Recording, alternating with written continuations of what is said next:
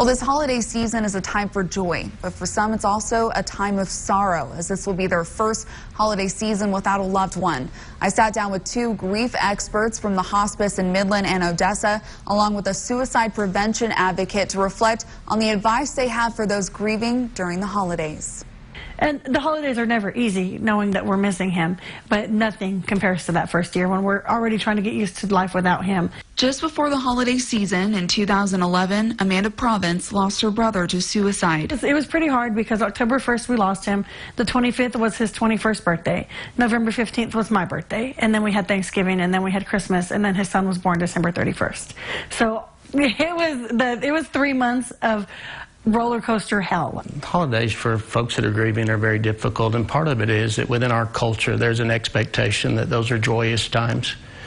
And at the same time, for the grieving individual, there are times of deep sorrow and profound loss as well. It is important that you understand that it's not going to be the same. But at the same time, you can plan in such a way that you have things to look forward to. And the key really is, for surviving the holidays, just like surviving anything, is to plan. These experts from the Hospice of Midland and Odessa say it's important to be honest about your emotions and expectations. Probably what's going to happen, you're going to be together with family, and at some point in some time, there's going to be an intense emotional reaction. It's just unavoidable when you're together. That a memory's going to come. It's going to be intrusive. You need to have a plan. And maybe your plan is, I'm going to step out the room and I'm going to be by myself and let those emotions flow. Take the time you need, fall apart if you need to, and have support around you to help pick you back up. And like I said, don't stay there, just move forward in that journey. Part of that plan may be, I'm not going to do Christmas the way I did it last year. But mourning is the expression of that grief. So you can choose how you mourn for your loved one. And some people choose to do it in an unhealthy way. But take care of yourself and choose to do things in a way that is healthy and that honors their memory. Province wants to help others honor the memory of their loved ones by hosting the International Survivors of Suicide Loss Day on November 23rd.